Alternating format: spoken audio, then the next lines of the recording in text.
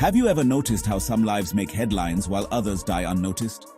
A drone strike in Ukraine causes global outrage, but a bombing in Gaza barely breaks the news cycle.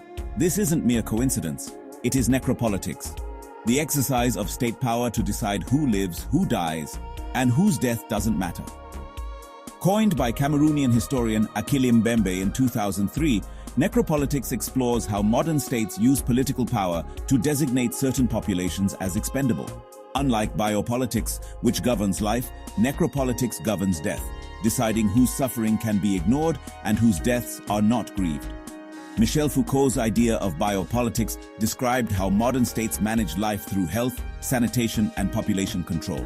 Mbembe flips the question, asking not just how life is preserved, but how death is administered. Who is kept alive? Who is allowed to die slowly? And who is targeted for immediate elimination? In necropolitics, death doesn't always come with bullets. During India's COVID-19 lockdown, thousands of migrant workers died not of the virus, but of hunger, exhaustion, and neglect. These are the living dead, stripped of legal identity, social recognition, and basic dignity. Their deaths are bureaucratically processed but morally invisible. The October 7, 2023 Hamas attack and Israel's retaliation starkly reflect necropolitics.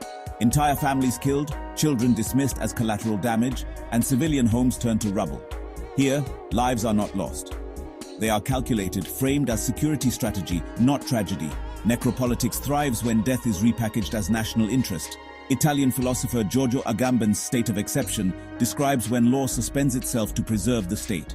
Mbembe extends this. For many, especially refugees, racial minorities, and dissidents, the exception is permanent. Law doesn't protect them, it excludes them.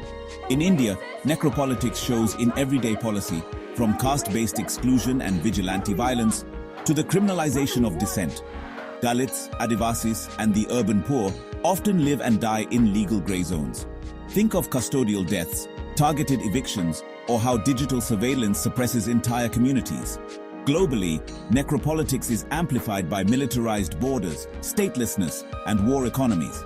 From US ICE detentions to Europe's refugee pushbacks and drone strikes in Yemen, the line between state policy and state violence has blurred.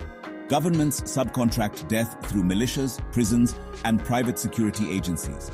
Necropolitical regimes share key features: zones of exception outside normal legal frameworks, the use of fear, drones, and surveillance to suppress dissent, and selective biopolitical care, where rights are privileges, not guarantees. In these zones, logistics trumps justice. Today, necropolitics takes many forms, not just war, but abandonment.